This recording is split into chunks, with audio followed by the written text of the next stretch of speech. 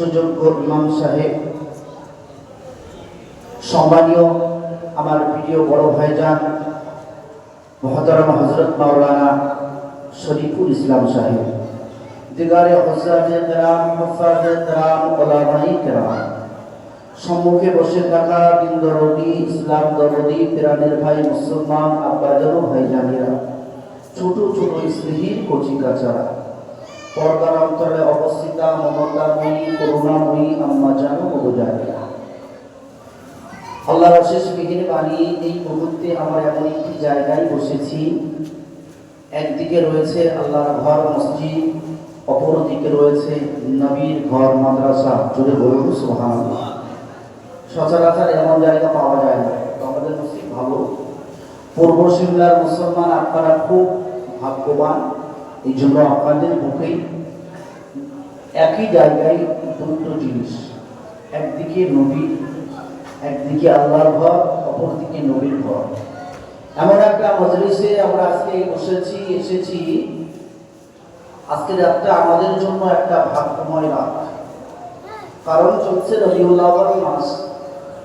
যে রবিউল আউয়াল মাসে আল্লাহ পাক রব্বুল আলামিন পৃথিবীর জমিনে যা কিছু সৃষ্টি করেছেন, আমরা যা কিছু দেখতে পাই আর যা কিছু দেখতে পাই না। আচ্ছা বলেন দিদি, আপনারা কোনোদিন জান্নাত দেখেছেন? আমার সাথে কথা বলুন। জান্নাত দেখেছি আমরা কোনোদিন? জাহান্নাম দেখেছি না, কিন্তু আমরা শুনেছি ভালো কাজ করলে আল্লাহ পাক, আল্লাহ তাআলা রাজি হয়ে, খুশি হয়ে বান্দা বান্দীদেরকে আল্লাহ জান্নাত দেবে, ঠিক কি না বলেন? আর যদি বান্দা বান্দী আল্লাহর নাফরমানি করে, আল্লাহর হুকুম অনুযায়ী না চলে, নবীর তরিকা না মানে, এক কথায় আল্লাহর নাফরমান বান্দাদিগকে আল্লাহ ধরবে কোথায়? জাহান্নামায়। তাহলে দুটো জিনিস, একটা জান্নাত, একটা জাহান্নাম, এগুলো আছে। আমরা এটা বিশ্বাস করি, এটা আমাদের ঈমান, ঠিক কিনা বলেন? যদি আপনি নামাজ পড়ে পড়ে কপাল কালো হয়ে যায়, আর আপনি যদি বলেন তাই উনি জান্নাত আছে, জাহান্নাম আছে, এখানে আপনার কি হচ্ছে? ব্রেন ওয়াশ হচ্ছে, তাই তো হতে পারে না। এটা যদি আপনি ইনকার করেন, আপনি ঈমানদার থাকবেন না, ঠিক কিনা বলেন? ঈমানদার থাকবেন না। সুতরাং আমরা জানি যে জান্নাতও আছে, জাহান্নামও আছে। আমাদের উপরে একটা আসমান আছে, এই উপর প্রথম আসমান থেকে সপ্ত আসমান আছে, কিন্তু আমরা এই আকাশ দেখতে পাচ্ছি, মেঘমালা দেখতে পাচ্ছি, আর উপরে দেখতে পাই? জোরে বলেন, কিন্তু আছে তো নাকি? জোরে বলেন, আছে তো? একদম আছে, 100% আছে। এর পর আল্লাহ পাকের আরশ আছে। তাহলে এগুলো আমরা জানি, দেখিনি, অথচ বিশ্বাস করি, এটা আমাদের ঈমান।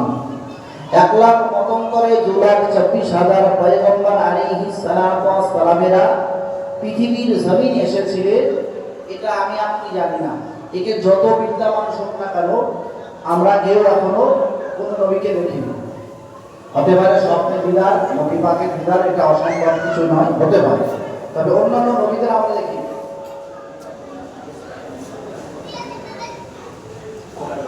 একটু কমে যান তো। আসুন, যে কথা আপনাদেরকে আমি বোঝাতে চাইছি, তো যা কিছু আমরা দেখতে পাইছি আর যা কিছু দেখতে পাই না, সব কিছু ওসিলা হলো আমার আপনার নবী। জোরে বলবেন না সুবহানাল্লাহ? সব কিছু ওসিলাকে, জোরে বলেন কে? আমার আপনার নবী। নবীকে যদি আল্লাহ সৃষ্টি না করতে, এই কুল কায়নাতে কিছুই আল্লাহ পাক সৃষ্টি করতেন না। হাদিসে কুদসি, লাউলাকা মা খালাকতুল আফলাকা আও কামা ক্বালা আলাইহিস সালাম। হাদিসে কুদসি, জোরে বলুন সুবহানাল্লাহ।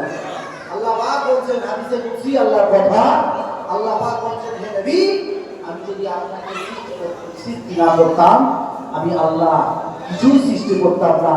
আর একবার জোরে বলুন সুবহানাল্লাহ। সেই নবী পৃথিবীর জমিনে এসেছিলেন এই রবিউল আউয়াল মাসে। বিশ্ব নবী ধরাধামে এসেছিলেন এই রবিউল আউয়াল মাসে। আর রবিউল আউয়াল মাসে আসার দরুন আমরা এই মিলাদুন নবী, সিরাতুন নবীগুলো আমরা আনুষ্ঠানিকভাবে করি। কেন? যে রাহমাতাল লিল আলামিন পৃথিবীর জমিনে আল্লাহ পাক কোরআন শরীফে জানিয়েছেন, ওমা আরসালনাকা ইল্লা রাহমাতাল লিল আলামিন। আল্লাহ বললেন, আমি আমার পেয়ারা হাবিবকে গোটা পৃথিবীর মানুষের জন্য রহমত স্বরূপ করে পাঠিয়েছি। একবার জোরে বলুন সুবহানাল্লাহ। এই জন্য আমরা আনন্দ করি, খুশি মানাই এবং এরকম সিরাতুন নবীর মজলিস দিই। শুধু মনে করবেন না যে পূর্বাসীনায় হচ্ছে, পৃথিবীর বিভিন্ন দেশে এই অনুষ্ঠানগুলো হয়ে থাকে। হয়তো এক শ্রেণীর মানুষ, এক শ্রেণীর আলেম, তারা বলে এগুলো করা বিদাত, এগুলো করা এই, এগুলো করা সেই। সেদিকে আমরা যাব না। আমাদের যারা আকাবির, আমাদের যারা পীর মাশায়েখ তারা বলেছেন এর দলিল পুরোপুরি আছে, দেওয়া যাবে। কিন্তু আমরা এটা মানি, এটা জানি যে বিশ্বনবী সাল্লাল্লাহু আলাইহি ওয়াসাল্লাম পৃথিবীতে জমিনে এসেছিলেন, তাই আমরা সিরাতুন নবীর মজলিস করি। বাবু, আচ্ছা ইতিপূর্বে আপনাদের কাছে ভাইজান আলোচনা রেখেছেন, আচ্ছা একটা গালি দিয়েছে বলে মনে হয়? কোনো খারাপ কথা বলেছেন? নবীর কথা বলেছেন? তাহলে আমি আপনি কেউ, আমার ভাইজান মাদ্রাসায় গিয়েছেন, উনি যোগ্য হাফেজে কোরআন, যোগ্য আলেম। আমাদের ভাইজান যোগ্য একজন আলেম। আমি ন্যূনতম কিছুদিন মাদ্রাসায় পড়েছি, কিছুদিন শিখেছি, কিছুদিন পড়েছি, কিছুদিন। আচ্ছা বলেন তুমি, যদি একটা মানুষ মাদ্রাসাতে না যায় আর তার বাড়ি যদি কোনো হিন্দু বা বেধর্মী জায়গায় হয়, এলাকায় হয়, সে যদি নবীর সম্বন্ধে না জানে, আচ্ছা এই ব্যক্তিকে নবীর সম্বন্ধে জানানোর দরকার আছে না? জোরে বলে। আমার নবী কেমন ছিলেন, আমার নবীর ব্যবহার কেমন ছিল, আমার নবী কেমনভাবে চলতেন, আমার নবীর কথাবার্তা কেমন ছিল, আমার নবীর লেনদেন কেমন ছিল, একজন উম্মতে মুহাম্মাদি হিসাবে রাসূল কেমন ছিলেন, রাসূলের আলাপ ব্যবহার কেমন ছিল, রাসূলের লেনদেন কেমন ছিল, এগুলো জানার দরকার আছে না? নেই? আপনারা বলেন আছে তো? তাহলে এগুলো শোনা যাবে না যাবে না? অবশ্যই যাবে। শুধু আপনি উম্মতে মুহাম্মাদি বলে দাবি করবেন, অথচ আপনার ভাইয়ের হক আপনি ফাঁকি দেবেন, বোনের হক ফাঁকি দেবেন, অথচ কপাল নামাজ পড়ে পড়ে কপাল কালো। আচ্ছা বলেন তিনি, আমি আপনাদের মতো এত জ্ঞানী মানুষ নয়, কেন পূর্বশালার মানুষ একটু জ্ঞানী করে সুদী যান, এটা আমি জানি। আচ্ছা বলেন যদি আপনি যদি নামাজ পড়ে পড়ে আপনার কপাল কালো হয়, আর আপনি যদি আপনার ভাইয়ের আর বোনের হক যদি ফাঁকি মারেন, ফারাজ যদি ফাঁকি মারেন, আপনি সত্যিকারের নবীর উম্মত? এজন্য বলেন নবী পৃথিবীতে এসেছিলেন, কি জন্য এসেছিলেন? নবী পৃথিবীতে এসেছিলেন হক পাইয়ে দেওয়ার জন্য। একবার জোরে বলুন সুবহানাল্লাহ। যার হক, তার হকটাকে পাইয়ে দেওয়ার জন্য আল্লাহ পাক রব্বুল আলামিন নবীকে পাঠিয়ে দিয়েছিলেন। আরেকবার জোরে বলুন সুবহানাল্লাহ। চলেন আমি শুরু করছি, বেশি সময় হবে না, খুব জোর 10:30। আল্লাহ কবুল করেন, সকলে বলুন আল্লাহুম্মা আমিন। আমি বক্তব্য শুরুতেই কোরআন শরীফের আয়াত, নবী পাকের জবানে বর্ণিত হাদিস রেখেছি। কোরআন আর হাদিসকে পাশাপাশি রেখে মুক্তাসার আলোচনা নিয়ে রাখছি। আল্লাহ কবুল করেন, সকলে বলুন আল্লাহুম্মা আমিন। আমার আল্লাহ পাক রব্বুল আলামিন বিশ্বনবী জগৎগুরু রাসূলুল্লাহ সাল্লাল্লাহু আলাইহি ওয়াসাল্লামকে উদ্দেশ্য করে বললেন, হে আমার হাবিব, আপনি পৃথিবীর মানুষদিগকে জানিয়ে দেন, পৃথিবীর মানুষদিগকে বলে দেন, তারা যদি আপনাকে মহব্বত করতে চায়, তারা যদি আমি আল্লাহ আমাকে মহব্বত করতে চায়, আমাকে ভালোবাসতে চায়, তারা যেন তুমি নবী মুহাম্মদ সাল্লাল্লাহু আলাইহি ওয়াসাল্লাম, তারা যেন তোমাকে মহব্বত করে, তোমাকে ভালোবাসে। তারা যদি তোমাকে মহব্বত করে, তোমাকে ভালোবাসে, আমি আল্লাহ তাদেরকে ভালোবাসবো। আমি আল্লাহ শুধু তাদের ভালোবাসবো না, বরং আমি আল্লাহ তাদের জীবনের গুনাহগুলো মাফ করে দেব। একবার জোরে বলবেন না সুবহানাল্লাহ? আর একটু মহব্বত করে বলুন না সুবহানাল্লাহ। এর শেষে আল্লাহ পাক বললেন, নিশ্চয়ই আমি আল্লাহ বড় দয়ালু মেহেরবান। আরেকবার জোরে বলুন সুবহানাল্লাহ। বিশ্বনবী জগৎগুরু রাসূলুল্লাহ সাল্লাল্লাহু আলাইহি ওয়াসাল্লাম হাদিস শরীফের ভিতরে বলেছেন, মান আহাব্বা সুন্নতি ফাকাদ আহাব্বানি ওয়া মান আহাব্বানি কানা মাই ফিল জান্নাহ। বিশ্বনবী বলেন, যে ব্যক্তি আমার সুন্নতকে ভালোবাসলো, সে ব্যক্তি আমাকে ভালোবাসলো, আর যে ব্যক্তি আমাকে ভালোবাসলো, কানা মাই ফিল জান্নাহ, ওই ব্যক্তি আর আমি একসঙ্গে জান্নাতের ভিতরে থাকবো। একবার জোরে হবে সুবহানাল্লাহ। আর একটু জোরে বলবেন সুবহানাল্লাহ। আল্লাহ পাকের নবী বিশ্বনবী জানিয়ে দিলেন, আল্লাহ নবী জানিয়ে দিলেন, মান তামাসসাকা বিসুন্নতি ইন্না ফাসাদি উম্মতি ফালাহু আজরু মিআতু শাহীদ। বিশ্বনবী বললেন, সাহাবারা শোনো, হে আমার উম্মতেরা শোনো, আমি বিশ্বনবী জানিয়ে দিলাম, মান তামাসসাকা সুন্নতি ইন্না ফাসাদি উম্মতি ফালাহু আজরু মিআতু শাহীদ। একবার জোরে জোরে বলুন সুবহানাল্লাহ। আল্লাহ নবী নবী রাহমাতুল লিল আলামিন জানিয়ে দিলেন, আমি বিশ্ব নবী জানিয়ে দিলাম, আমি বিশ্ব নবী বলে দিলাম, ঘটনা ফাসাদের গানে ঘটনা ফাসাদের সময় আমি রাসূলুল্লাহ যে ব্যক্তি আমার একটা সুন্নাত জিন্দা রাখবে মিআতু শাহীদ, আল্লাহ পাক আল্লাহ তাআলা রাজি হয়ে বান্দা নামায় বলে 100টা শহীদের সওয়াব লিখে দেবে। সুবহানাল্লাহ। আর একটু মহব্বত করে বলুন সুবহানাল্লাহ। বিশ্বনবী সাল্লাল্লাহু আলাইহি ওয়াসাল্লামের একটা সুন্নাত জিন্দা আপনি করলেন, 100টা শহীদের সওয়াব হলো। এখন যদি আমরা এক একটা করে গুনি তাহলে মুসলমান শুধু আপনি বলবেন নামাজ পড়ার সময় টুপি মাথায় দেওয়া কিংবা অন্য সময় টুপি মাথায় দেওয়া এটা সুন্নাত, পাগড়ি মাথায় দেওয়া এটা সুন্নাত, নিচে সাত হাতের নিচে জামা পরা এটা সুন্নাত।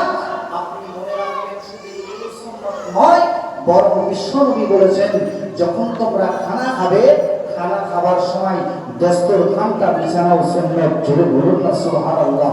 নামাজের পূর্বে মিসওয়াক করাটাও সুন্নাত। আরেকবার জোরে বলুন সুবহানাল্লাহ। শুধু আমি আপনি মনে করি এগুলোই সুন্নাত, সুন্নাত অনেক আছে।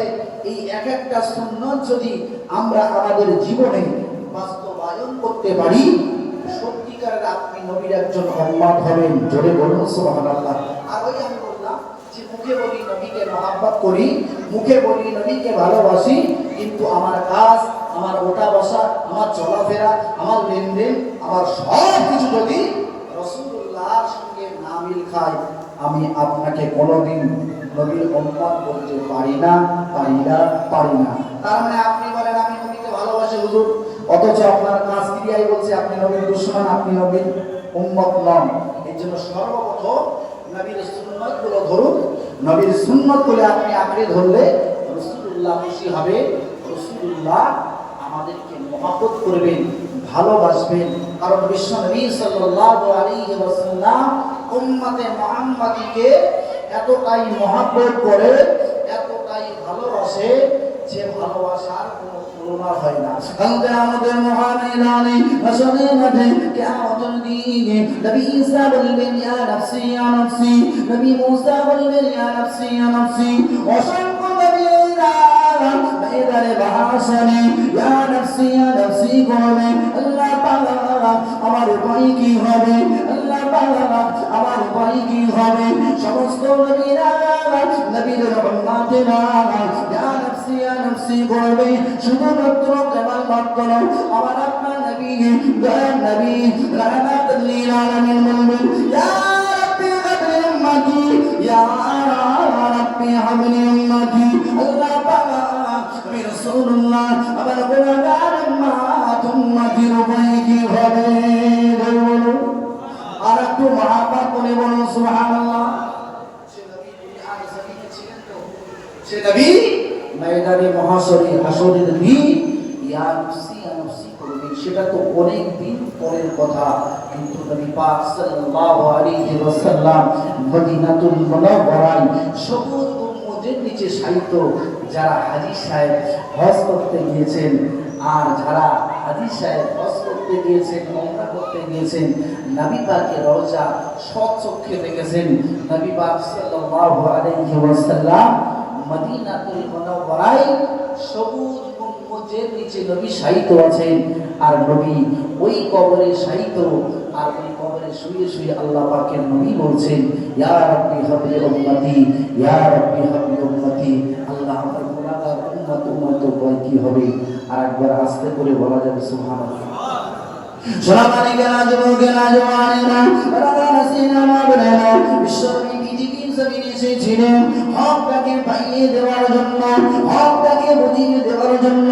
রাসূলুল্লাহকে যে সময় পাঠানো হয়েছিল এমন নেই জানি না ওই সময়টাকে বলা হয় আইয়ামে জাহিলিয়াতের যুগ। যে যুগটাতে মারামারি, যে যুগটাতে কাটাকাটি, যে যুগটাতে রাহাজানি, যে যুগটাতে খুন আর ছিনতাই আর জিনা আর মদপান করা, ভাষা খেলা, এমন করে খারাপ কাজের সঙ্গে মানুষ ছিল।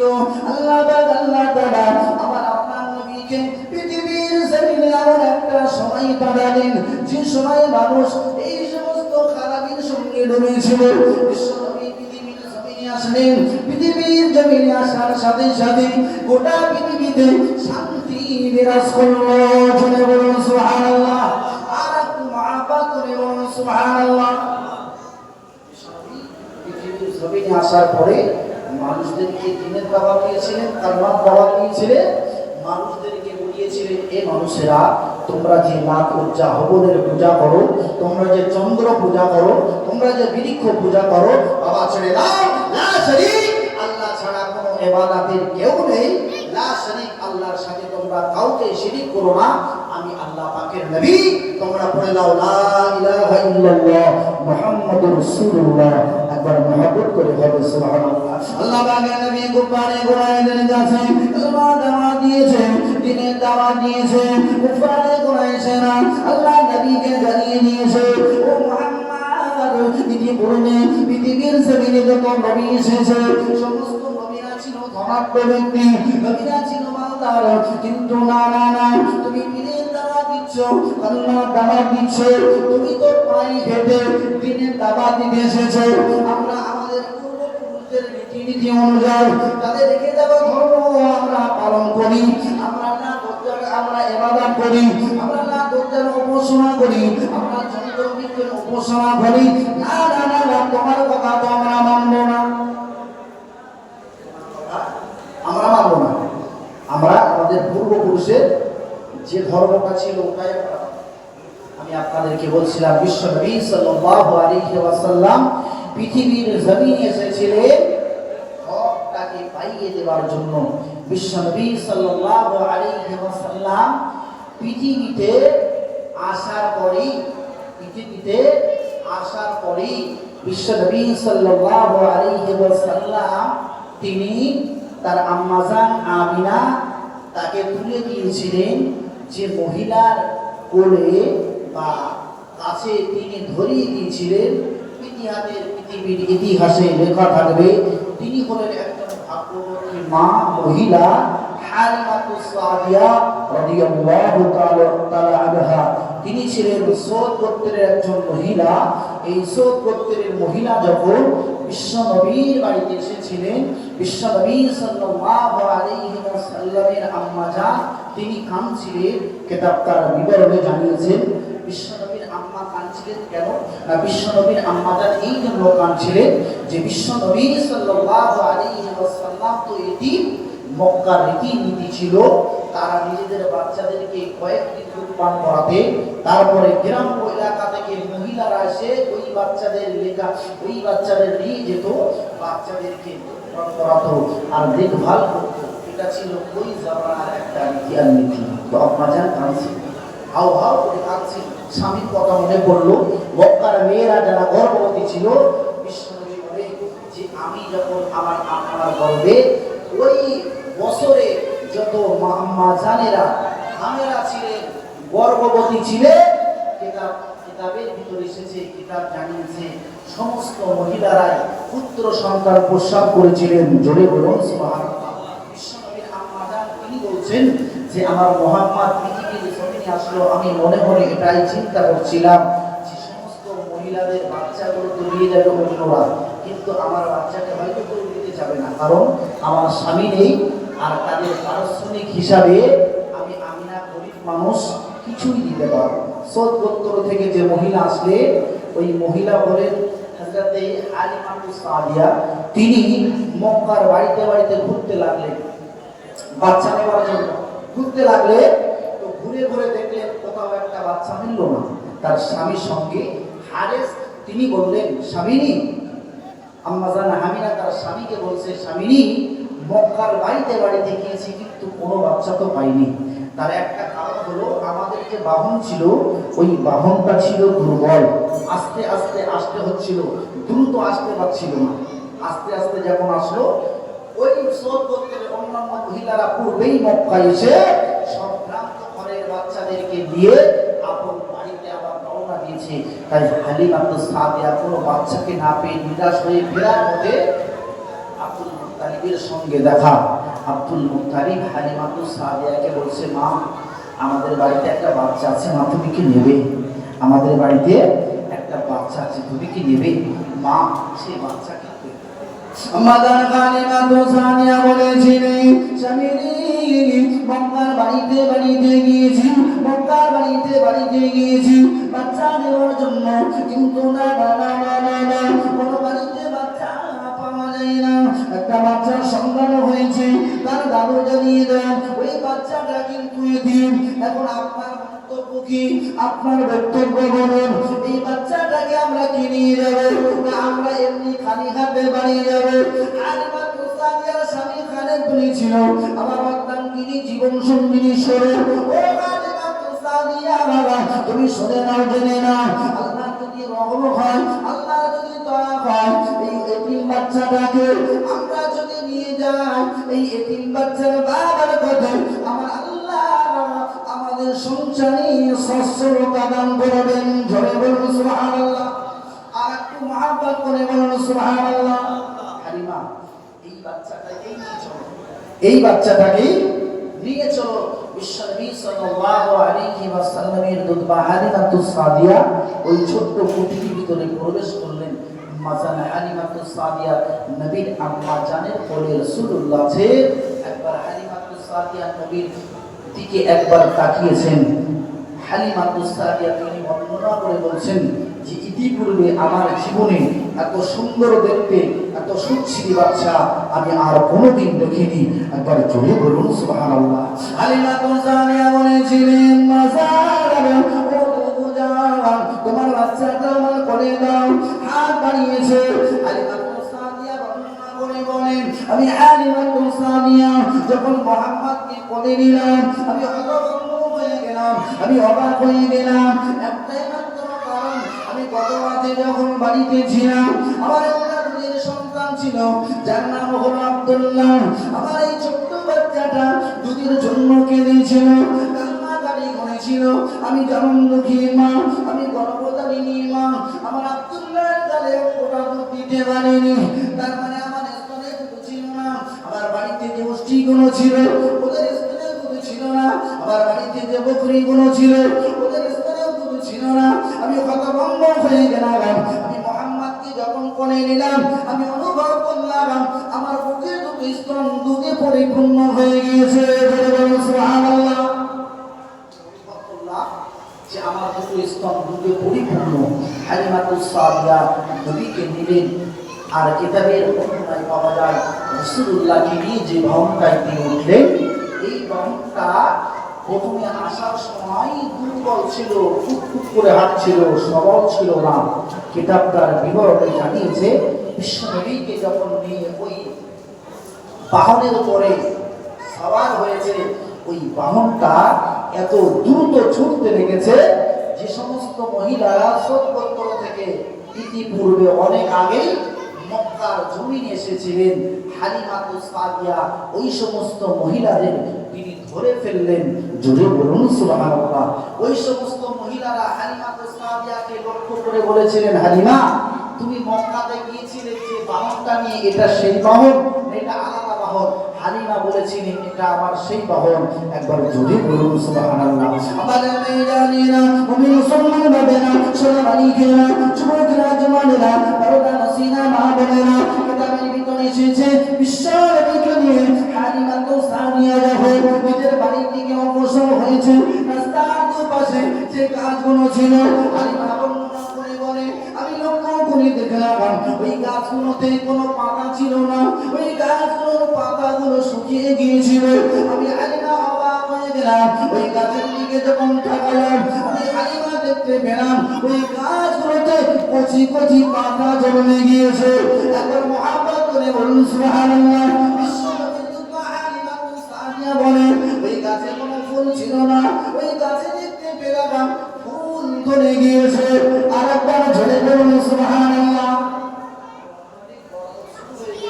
হালিমা তুসাদিয়া রাদিয়াল্লাহু তাআলা আনহা তিনি বিশ্বনবীকে নিয়ে যখন ঘরে প্রবেশ করলেন, একটু পানির পিপাসা লাগলো। হালিমা তুসাদিয়া তার স্বামী বলল, বিবি একটু পানির প্রয়োজন আছে, একটু পানি আনো।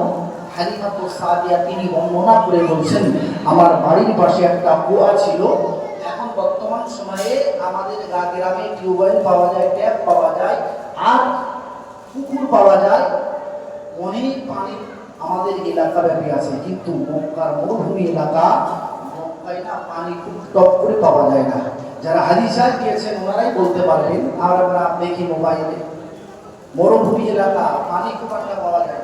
হালিমাতুস সাদিয়া উনি তার বাড়ির সেই কুয়ার ধারে গেলেন।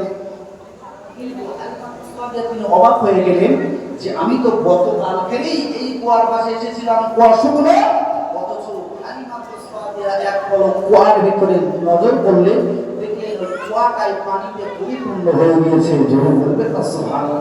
এই জোয়ানি কেন জোয়ানি কেন আপনারা মাইলানেরা বাবা সিলামা বলেরা হালিমাতুস সাদিয়া আমি গতদিনে দেখলাম এই কুয়াটা শুকনো ছিল।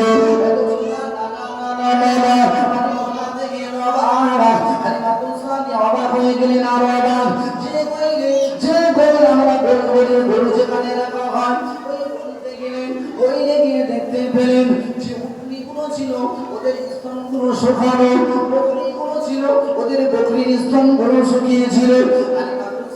চিন্তা করলেন আমরা তো ক্ষুধার্ত, যদি ওই বকরির কাছে যাই স্তনে একটু দুধ পাই, বকরির কাছে যাই স্তনে একটু দুধ পান করতে পারবো।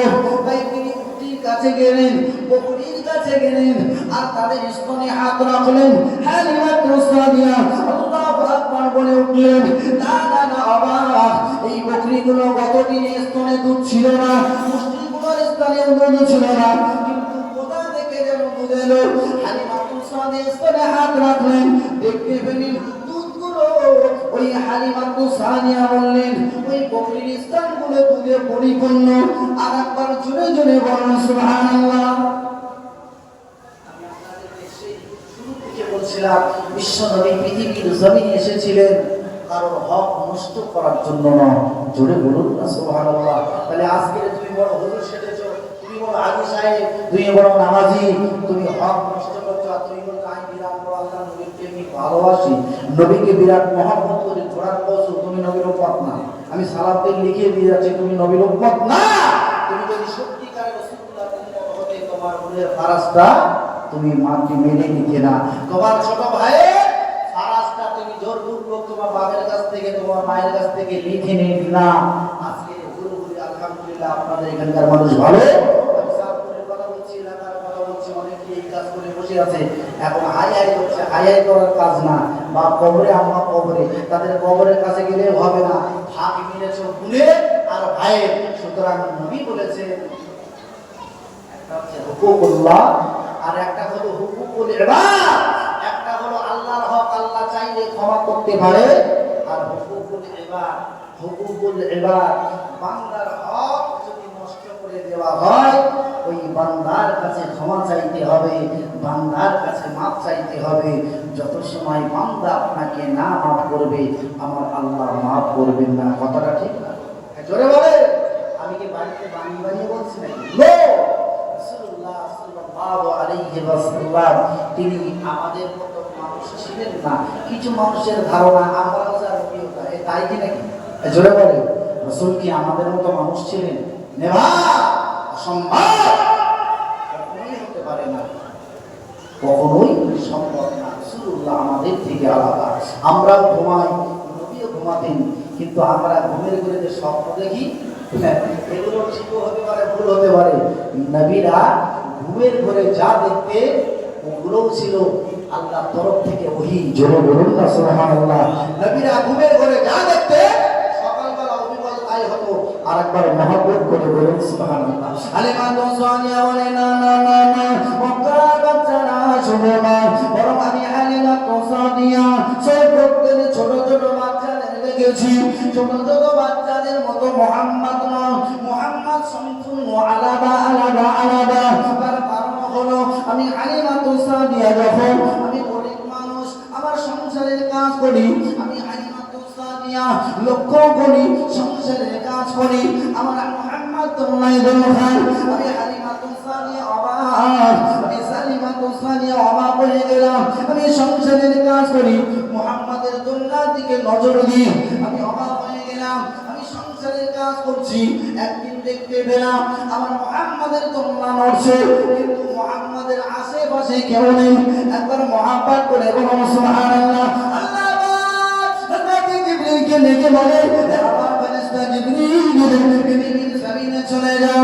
আমার হালিমা বড় গরিব মানুষ, হালিমা সংসারের কাজ করে, আমার রাসূলুল্লাহ দোলনায় দোল খায়, আমার রাসূলুল্লাহ হয়তো জেগে যাবে, হালিমার কাজের টাকা করতে পারে।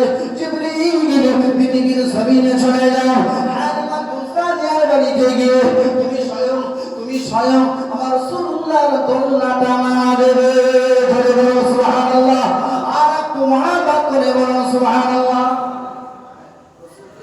রাসূলকে আমাদের মতো মানুষ দেখেছেন কোনদিন কারো দোলনা নাড়া দিতে ঘোরাতে? তুমি বলছো রাসূল আমাদের মতো মানুষ। রাসূলুল্লাহর গায়ের ঘাম ছিল মিশকে আম্বারের থেকে সুগন্ধ। জোরে বলবেন না সুবহানাল্লাহ। একটু মুহাব্বত করে হবে না সুবহানাল্লাহ। একটু তাকবীর দেন তো, নারে তাকবীর, নারে তাকবীর। ঈদে মিলাদুন নবীর জলসা, ঈদে মিলাদুন নবীর জলসা, নারে তাকবীর। রাসূলুল্লাহর গায়ের পসিনা ঘাম মোবারক ছিল মিশকে আম্বারের থেকে সুগন্ধ। যিনি বলছেন, যারা বলছেন রাসূলুল্লাহ আমাদের মতো মানুষ, শোনা তোমার গার পাশ দিয়ে যাওয়া যায় না, তোমার গায়ের যে আম্বার হয় কাটা ছাগলের মতো ওর থেকে বেশি গ্যাস। কথাটা ঠিক না? বল তুমি আবার বলছো রাসূলুল্লাহ আমাদের মতো মানুষ। নেবা এই কথা পশ্চিম কালে বলা যাবে না। নবী আমাদের মতো দেখতে সুরাত হলেও, দেখতে হাত কান নাক মুখ সব এক হলেও রাসূলুল্লাহ আমাদের মতো মানুষ নয়। আমার আপনার নবী যখন রাস্তা দিয়ে হেঁটে যেতেন, আমার আপনার হাবিব যখন রাস্তা দিয়ে হেঁটে যেতেন, উপরে তোর রাসূলুল্লাহ ওই রাস্তা দিয়ে যখন যেতেন, আমার আপনার নবীর উপরে, আমার আপনার নবীর মাথার উপরে এমন করে ছায়া এসে যেত। বলুন সুবহানাল্লাহ। আর একটু মুহাব্বত করে বলুন সুবহানাল্লাহ।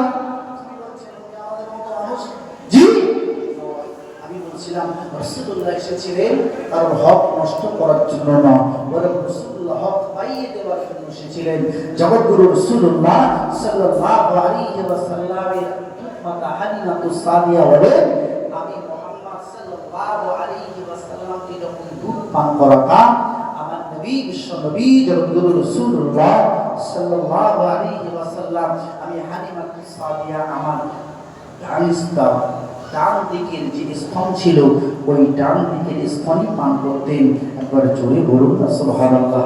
আমি হালিমা তুসানিয়া কখনো কখনো মুহাম্মাদের গালে আমার বাম স্তনের দুধটা একটু দিতাম, কারণ মায়েরা বাচ্চাদের যখন দুধ পান করায় একটা জিনিস দেখবেন যে মায়েরাই বলতে পারবে এই কথাটা, যে এক স্তনের দুধ পান করলে মায়েদের একটু সমস্যা হয়। জি, এক স্তনের দুধ পান করলে মায়েদের অসুবিধা হয়, তাই এক ডান স্তনের দুধ পান করার পাশাপাশি বাম স্তনের দুধ পান করায়। তো হালিমা তুসানিয়া কখনো কখনো আমার নবীকে ডান স্তনের দুধ পান করাতেন, আবার বাম স্তনের স্তনটা গালে দিতেন। কিন্তু বিশ্বনবী একদিনের তরে বিশ্বনবী ওই বাম স্তরে দুধ কোনদিন পান করেননি। জোরে বলবেন না সুবহানাল্লাহ। পৃথিবীর কাজের জন্য বলে রেখা যাবে নবী রাসূলকে উম্মতুল্লাহ, নবী প্রেমিকেরা, আল্লাহ নবী পৃথিবীর জমিনে শিক্ষা দিয়ে গেছে। ও পৃথিবীর মানুষেরা তোমরা শোনো, আমি বিশ্বনবী পৃথিবীর জমিনে এসেছি হক পাইয়ে দেওয়ার জন্য, কারোর হক নষ্ট করার জন্য নয়। কারণ আমার হালিমা মায়ের, আমার দুধমাতা হালিমা তুসানিয়া একটা সন্তান ছিল, আমার ভাই ছিল যার নাম হলো আব্দুল্লাহ। আমার ভাই আব্দুল্লাহ ছিল দুধের শিশু, তাই আমি মুহাম্মদ একটা স্তন পান করতাম আর আমার ভাইয়ের জন্য একটা স্তন রেখে দিতাম। আমি যদি আমার ভাইয়ের স্তনটা পান করতাম, আমি রাসূলুল্লাহ আমার ভাইয়ের হকটা নষ্ট করে দিতাম। এই জন্য আমি পশ্চিম কালে কখনোই আমি বাম স্তনের দুধ পান করিনি। একবার মুহাব্বত করে বলুন সুবহানাল্লাহ। থাকলেও আমি শুধু এতটুকু বলে দিচ্ছি, মানুষের কোনো বিবেক নেই, মানুষের বিবেক নেই, এই জন্য নাহাক কাজ করে। হ্যাঁ, নিজের জিনিসগুলো আছে আবার অন্যের জিনিস নাহাক দুর্গত করে, অন্যের জিনিস নাহাক নিয়ে নেয়। এজন্য এর থেকে আমাদের শিক্ষা এটাই নিতে হবে, বিশ্বনবী সাল্লাল্লাহু আলাইহি ওয়াসাল্লাম আমাদের জন্য সাল্লাল্লাহু, বিশ্বনবীকে ফলো করতে হবে, বিশ্বনবীর চালচলন দেখতে হবে, বিশ্বনবীর ওঠা বসা দেখতে হবে, বিশ্বনবীর লেনদেন দেখতে হবে। যদি আপনি নবী চাল চলো ওঠা বসা লেনদেনগুলো ফলো করতে পারেন, নিশ্চিত আপনার দ্বারা শরিয়াত বিরোধী কাজ হবে না, হবে না, হবে না। যদি বলুন সুবহানাল্লাহ। আমি সেই কোরআন শরীফের আয়াত লিখেছিলাম, চলেন এবারে আমি আপনাদেরকে শুধু ওই একটা কথা বলার জন্য শোনা কথা রিপিট করে দ্বিতীয়বার বললাম, আপনারা জানেন, শুধু ধরিয়ে দিলাম এটাই যে বিশ্বনবী পৃথিবীর জমিনে এসেছিলেন কেন, আর বিশ্বনবী হক নষ্ট করেননি, বিশ্বনবী আমাদের মতো সাধারণ মানুষ নন কেন নন, তার উদাহরণস্বরূপ আমি কিছু কথা আপনাদের মাঝে শেয়ার করেছি। চলুন, বিশ্বনবী সাল্লাল্লাহু আলাইহি ওয়াসাল্লাম তিনি আমাদের নবী, শুধু আমাদের নবী নন, তিনি খ্রিস্টানদের নবী, তিনি ইহুদিদের নবী, তিনি হিন্দুদের নবী, ওয়ার্ল্ডের যা আছে সব কিছুর নবী হলেন বিশ্বনবী জগৎগুরু রাসূলুল্লাহ। একবার জোরে বলুন না সুবহানাল্লাহ।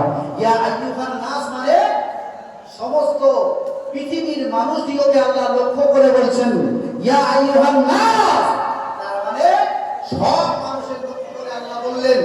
এখানে হিন্দুদের লক্ষ্য করে আল্লাহ শুধু নির্দিষ্ট করে মুসলমানদের নবী বলেননি, বরং নবী যেমন আমাদের নবী আমার হিন্দু ভাইদের, জুড়ে বলুন সুবহানাল্লাহ। তাই তো বিশ্ব নবী গোটা পৃথিবীর মানুষদের, ইহুদিদের কাছেও নবী দ্বীনের দাওয়াত দিয়েছেন, খ্রিস্টানদের কাছেও নবী দ্বীনের দাওয়াত দিয়েছেন, কুফারে কুরাইশদের কাছে নবী দ্বীনের দাওয়াত দিয়েছেন। নবী তো নবী, নবী সকলের নবী। একবার জুড়ে বলুন সুবহানাল্লাহ। সেই বিশ্ব নবীকে ভালোবাসতে হবে, বিশ্বনবীর মহাব্বত আমাদের অন্তরে থাকবে। যদি নবীর মহাব্বত আপনার ভিতরে থাকে, মুসলমান আপনি নামাজ ছেড়ে দিতে পারবেন না। বিশ্বনবীর মহাব্বত ভালোবাসা যদি আপনার ভিতরে থাকে, মুসলমান তুমি মহিলা সমিতি, তোমার বউ, তোমার স্ত্রী মহিলা সমিতি করতে পারবে না, কারণ ওটা হারাম কাজ। বিশ্বনবীকে তুমি যদি মহাব্বত করে থাকো, মুসলমান তুমি একজন চাষী, তুমি কোনোদিন জমি বন্ধক রাখতে পারো না। বিশ্বনবীকে যদি তুমি মহাব্বত করে থাকো, তোমার পাশে যে জমিটা রয়েছে সেই জমির আল তুমি ঠেলে নিয়ে যেতে পারো না। বাবা মনে করো আমরা মুসলমান, জান্নাতে যাবো, নানার বাড়ি আপনার নাকি নানা নানিকে বলে মাধ্যমিক পাস করলে আমরা সাইকেল দিতে হবে, নানুমা নানাজি আমি মাধ্যমিক পরীক্ষা দিচ্ছি, যদি পাস করতে পারি সেকেন্ড ডিভিশন কিংবা ফার্স্ট ডিভিশন, তাহলে একটা শর্ত হলো সাইকেল দিতে হবে। এখন মুসলমানেরা মনে করছে আমরা নবীর উম্মত বলে, আল্লাহ পাকের বান্দা বলে আমাদের জন্য জান্নাত রেডি করা রয়েছে, জান্নাত যেই মারা যাবো সোজা জান্নাতে যেতে হবে। হ্যাঁ, এই যে কাজ ক্রিয়া আমার দ্বারা হচ্ছে, আমি যে কি ক্যাটাগরির মুসলমান আর কি ক্যাটাগরির নবীর উম্মত, শুধু একটুখানি অপেক্ষা, যদি চোখ বোঝাবো আমার চোখ পিটিয়ে জন্য রেখে যাবে, কবরে দেওয়া হবে, মোটামুটি পাইনি নেওয়া শুরু। আমার সোনামানিক ভাই জানেরা, আপনারা শিক্ষিত মানুষ, আপনাদের জ্ঞান দিতে আমি সালাম এখানে আসিনি, কারণ সর্বকালের অধিকারী। এরপরেও আল্লাহ কিছু কথা আপনাদের সম্মুখে জবান দিয়ে বলে নিচ্ছেন, এই কথাগুলো আল্লাহ পাক বলাচ্ছেন, আমি বলছি, এটা আমার কোনো কৃতিত্ব নয়। যুবকেরা, জওয়ানেরা, সোনামানিকেরা, আল্লাহ বললেন নবী আমার হাবিব, তারা যদি আমাকে ভালোবাসতে চায়, আমাকে মহাব্বত করতে চায়, তারা যারা তুমি নবী তোমাকে ভালোবাসে, তোমাকে মহাব্বত করে, তোমাকে প্যার করে, তারা যদি তোমাকে মহাব্বত করে, তোমাকে ভালোবাসে, আমি আল্লাহ তাদেরকে কি ভালোবাসবো, শুধু ভালোবাসবো না, তাদের জীবনের গোড়া গোড়া মাফ করে দেবো। নিশ্চয় আমি আল্লাহ বড় মেহেরবান রব। আর একবার চিৎকার মেরে বলুন সুবহানাল্লাহ। করতে হবে, প্যার করতে হবে। চলেন দৃষ্টান্ত উদাহরণ, আমরা নবীকে কতটা ভালোবাসি, সাহাবায়ে কেরামেরা নবীকে কতটা ভালোবেসেছিলেন, এক্ষুনি পরীক্ষা হয়ে যাবে। সাহাবীরা নবীকে কতটা ভালোবেসেছিলেন, আম্মা জানেরা কতটা নবীদেরকে ভালোবেসেছিলেন, নবীর সাহাবীরা নবীকে কতটা ভালোবেসেছিলেন। একজন নবীর সাহাবার নাম আমরা জানি, হযরতে হামজা রাদিয়াল্লাহু তাআলা আনহু। তিনি নবীর প্রাণপ্রিয় সাহাবী, তিনি নবীকে কতটা মহব্বত করেছিলেন, কতটা ভালোবেসেছিলেন। আমরা শুধু নবী নবী নবী করে চিৎকার করে গলা ফাটাই, কিন্তু এখন যদি নবীর এগেনস্টে, যদি নবীর বিরুদ্ধে, যদি নবীর একজন নবীর উম্মত হয়ে তোমার দায়িত্ব আর কর্তব্য হলো যেখানে তোমার সম্মুখে নবীর উপরে, নবীর বিরুদ্ধে, নবীর সম্বন্ধে, নবীর চরিত্র নিয়ে, নবীর সম্বন্ধে যদি কেউ কটু কথা বলে, একজন নবীর প্রেমিক হিসাবে তোমাকে প্রতিবাদ করতে হবে, প্রতিবাদ করতে হবে। তুমি একজন নবীর প্রেমিক, তুমি মনে করছো ওরে আল্লাহ রে বসন্ত করি, কেউ যদি নবী এগেইনস্টে বলে আর আমি যদি ওখানে সব হিন্দু, যদি আমার একটা মারে, যদি আমার একটা মালয়েশিয়ার স্টেশনে একজন নবীর বিরুদ্ধে বলছে, ওরে সর্বনাশ, যদি এখানে বলে সব আমার মৌমাছির মতন হঠাৎ করে ধরবে। সুতরাং যদি বলে তোমার ইমান দুর্বল আছে, তোমার মতো উম্মতের নবীর দরকার নেই, তোমার জন্য নবী সুপারিশ করবে না। যেখানে নবীর এগেইনস্টে যে মুহূর্তে নবীর দিকে আমল করবে, আমরা নবীর উম্মত হিসাবে, আমরা নবীর উত্তরসূরি হিসাবে তার বিরুদ্ধে আমরা অ্যাকশন নেব। ঠিক কিনা ধরে বলে ঠিক কিনা? এগেইনস্টে তাদের বিরুদ্ধে প্রতিবাদ করতে হবে। একজন নবীর উম্মত হিসাবে আমাদের দায়িত্ব কর্তব্য। কিন্তু চলে আমরা কতটা আজকের দায়িত্ব প্রাপ্ত আর কতটা আমরা দায়িত্ব পালন করছি, শুধু আমরা দেখলে বুঝতে পারবো যে আমরা নবীর উম্মত কেমন। আর নবী সাহাবারা নবী উম্মত ছিলেন, তাদের সহচর ছিলেন নবীর প্রাণ প্রিয় সাহাবারা নবীকে কতটা মহব্বত করেছিলেন। হযরতে হামজালা রাদিয়াল্লাহু তাআলা আনহুর ঘটনাটা দৃষ্টান্ত। হযরতে হামজালা রাদিয়াল্লাহু তাআলা আনহু নবীর প্রাণ প্রিয় সাহাবী, বিবাহ হয়ে গেল, বাসরাত হয়ে গেল, গোসল ফরজ। নবীর প্রাণ প্রিয় সাহাবী তিনি ফরজ গোসল করবেন, ফরজ গোসল করার জন্য ব্যতিব্যস্ত।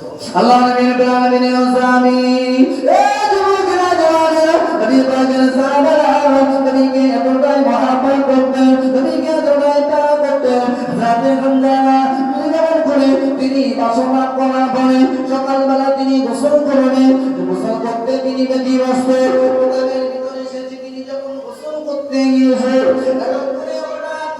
যুদ্ধের দামামা বেজে গিয়েছে, যুদ্ধের খবর হযরতে হামজালার কানে চলে এসেছে। আল্লাহ নবীর প্রিয় সাহাবী হযরতে হামজালা রাদিয়াল্লাহু তাআলা তিনি ওই অবস্থায়, নাপাকি অবস্থায় তিনি যুদ্ধের ময়দানে যাবেন। দূর থেকে স্ত্রী, জীবন সঙ্গিনী, অর্থাৎ তিনি আবার দিয়ে বলছেন স্বামীনি, ও আমার যোদ্ধা, আমার স্বামীনি, ও আমার জীবন সঙ্গিনী, আপনি তো যুদ্ধের ময়দানে যাবেন, যুদ্ধের ময়দানে গিয়ে আপনি শাহাদাতের পেয়ালা পান করবেন, অথবা আপনি গাজী হয়ে ফিরে আসবেন। কিন্তু আপনার শরীর তো অববর্তরে, আপনি যদি ওই অবস্থায় শাহাদাতের পেয়ালা পান করে নেন, আমি আপনাকে একটু ভালো করে দেখবো, কাল কিয়ামতের মহাময়দানে যেন আপনাকে স্বামী হিসাবে চিনতে পারি। একবার মুহাম্মদ বলে বলুন সুবহানাল্লাহ। স্বামী একটিবারের জন্য আমার কাছে আসবেন, আমি আপনার চেহারাটা একটু ভালো করে দেখবো, এটা আমার তামান্না, আমার বেদনা। স্বামী একটু আমার কাছে আসবেন। আল্লাহ নবীর প্রাণ প্রিয় সাহাবী বলেছিলেন, এ আমার জীবন সঙ্গিনী অর্ধাঙ্গিনী, না না না না, সম্ভব নয়, যুদ্ধের দামামা বেজেছে। আল্লাহ নবী যুদ্ধের যাওয়ার জন্য তিনি বলেছে, সুতরাং আমি হামজালা এক মুহূর্ত দেরি করব না, তোমার সাথে আমি সময় দিতে পারবো না। আল্লাহ নবীর প্রাণ প্রিয় সাহাবী বীর বিক্রমে যুদ্ধের ময়দানে হাজির হলেন। যুদ্ধের ময়দানে হাজির হয়ে বীর বিক্রমে যুদ্ধ করতে লাগলেন। আল্লাহ নবীর প্রাণ প্রিয় সাহাবী হযরত হামজালা তিনি বীর বিক্রমে যুদ্ধ করতে করতে এক পর্যায়ে তিনি শাহাদাত বরণ করলেন, তিনি শহীদ হয়ে গেলেন। আল্লাহর নবীর সাহাবারা হযরত হামজালার লাশটা তালাশ করতে লাগলেন। যুদ্ধ সমাপ্ত হলো, সাহাবাদের লাশগুলো একত্রিত করার কথা বলা হলো, কিন্তু না না না না না, হামজালার লাশ কোথাও পাওয়া যাচ্ছে না। হযরতে হামজালা রাদিয়াল্লাহু তাআলা আনহুর লাশটা কোথাও পাওয়া যায় না। হঠাৎ করে দূর থেকে দেখা গেল একজন মহিলা, তার গায়ে বোরকা পরা, চোখগুলো দেখা যায়। একজন মা দূর থেকে কি যেন একটা বলছে। আল্লাহ নবীর কাছে এসে বললেন, ইয়া রাসূলুল্লাহ, কে মা তুমি, তোমাকে চিনতে পারলাম না, কে মা তুমি, তোমাকে চিনতে পারলাম না। আল্লাহ নবীর কথা শুনে আল্লাহ নবীর প্রিয় সাহাবী হামজালার বিবি বলেছিলেন, ইয়া রাসূলুল্লাহ,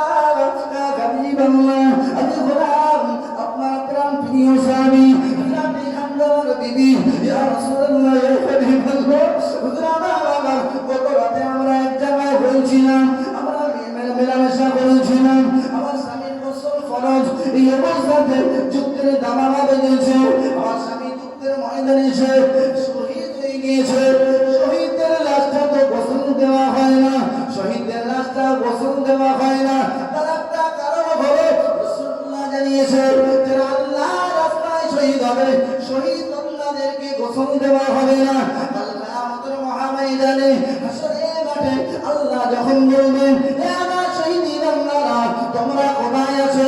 কেতাবের ভিতরে লেখা আছে, শহীদ বান্দারা এই রক্ত মাখা যাওয়া অবস্থায় ময়দানে মহাশরে হাজির হয়ে যাবে।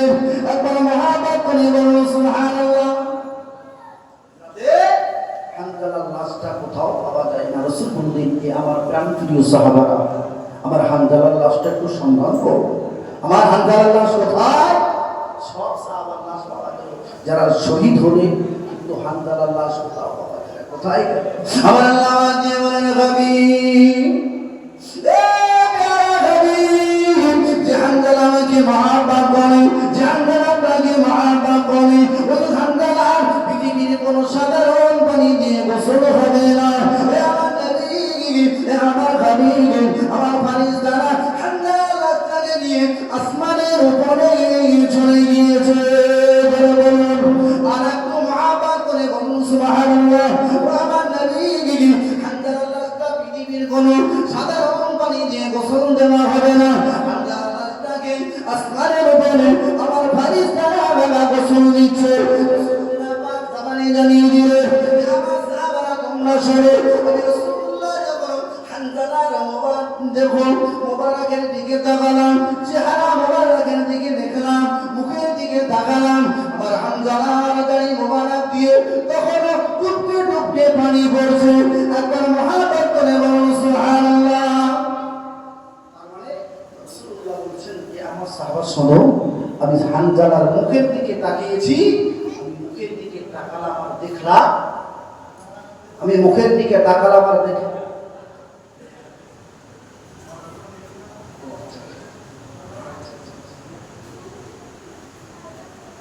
আমি হানজালার দিকে তাকালাম, দেখলাম যে হানজালা দাড়ি মোবারকটা তখনও ভিজে আছে। বাবু, এখন আমি সালাউদ্দিন আপনাদের ওই ওজুখানা থেকে ওযু করে এসেছি এক্ষুনি। তার মানে রাসূলুল্লাহ সাল্লাল্লাহু আলাইহি ওয়াসাল্লাম সাহাবাদেরকে বোঝাতে চাইলেন, সাহাবারা শোনো, এই মুহূর্তে এক্ষুনি আল্লাহর ফারিস্তারা হানজালার লাশটাকে পৃথিবীতে নামিয়ে দিয়েছেন। একবার জোরে বলে বলুন সুবহানাল্লাহ। রাসূলুল্লাহুম্মা হুজুব যাবো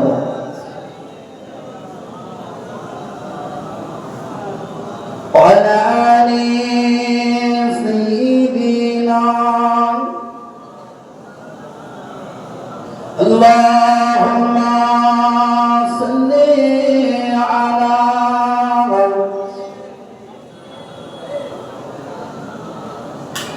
ওয়ালা আলি সাইয়্যিদিনা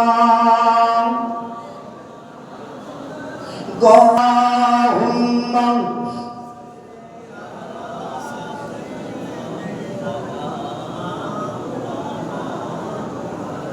وعلى آل سيدنا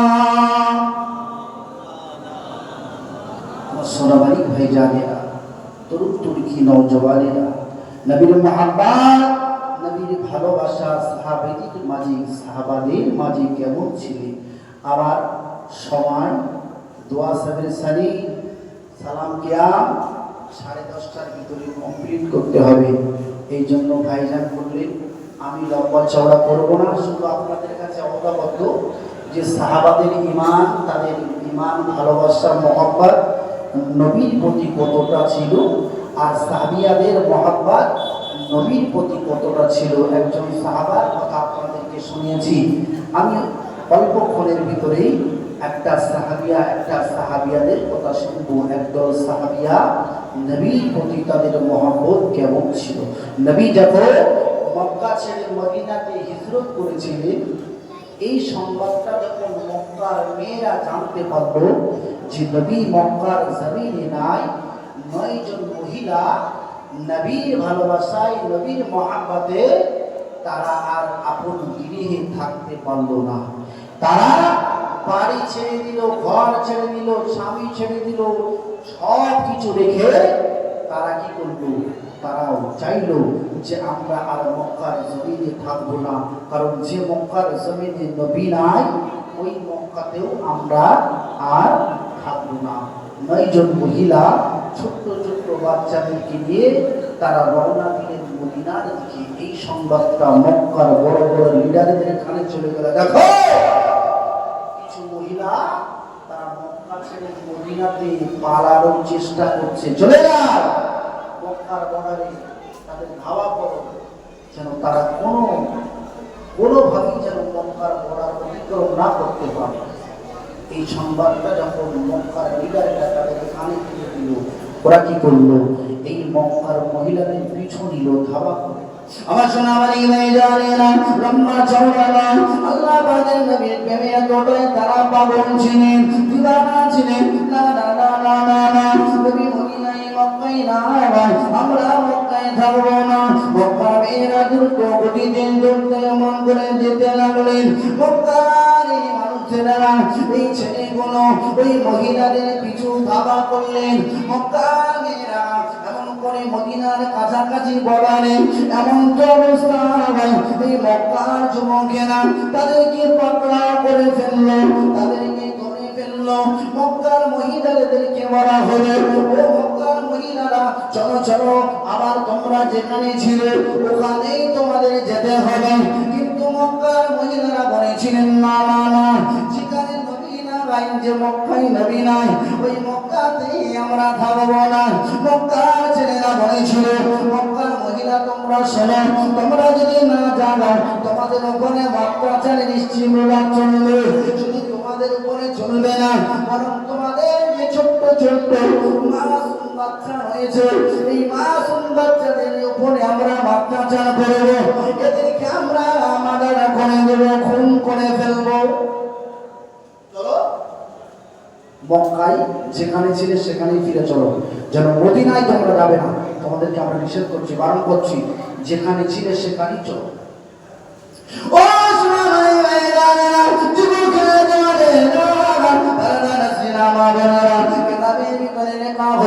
আম্মা জানে না, বারবার বললো মক্কার যুবকেরা তোমরা শোনো, না না না না না, আমরা আর মক্কাতে ফিরে যাব না, যেখান থেকে এসেছি ওখানে যাব না, আমরা মদিনা শরীফে যাব। মদিনা শরীফে রাসূলুল্লাহ রয়েছে, আমরা মদিনা শরীফে যাব। মক্কার মেয়েদেরকে শোনানো হলো, ও মক্কার মেয়েরা তোমরা শোনো, তোমরা যদি মক্কা তোমাদের বাড়িতে না ফিরে যাও, তোমাদের ছোট্ট ছোট্ট মাসুম বাচ্চাদেরকে তোমাদের সম্মুখে আমরা জবাই করে দেব। তোমরা কি এটা দেখতে পারবে? তোমরা কি এটা সইতে পারবে? মক্কার মহিলারা বলেছিল, ও মক্কার যুবকেরা তোমরা শোনো, তোমরা যদি আমাদের সম্মুখে আমাদের মাসুম বাচ্চাদের গলায় ছুরি চালিয়ে দাও সেটাও ভালো, কিন্তু না না, আমরা আমাদের বাড়িতে ফিরে যাব না। ও সোনামানিকেরা, ওই ছোট্ট ছোট্ট মাসুম বাচ্চাদের গলায় ছুরি ছাড়িয়ে দেবে হলো, তাদের গলা দিয়ে কিনকিনি দিয়ে রক্ত বার হলো। মা এরা কাঁদে, কারণ একজন মা 10 মাস 10 দিন সন্তান গর্ভে ধারণ করে, মায়ের যন্ত্রণা কতটা মাই বুঝতে পারে। কিন্তু রাসূলুল্লাহর মহব্বত, রাসূলুল্লাহর ভালোবাসা তাদের অন্তরে এমন জায়গা করে নিয়েছিল, তারা তাদের সন্তানের মায়া করেনি।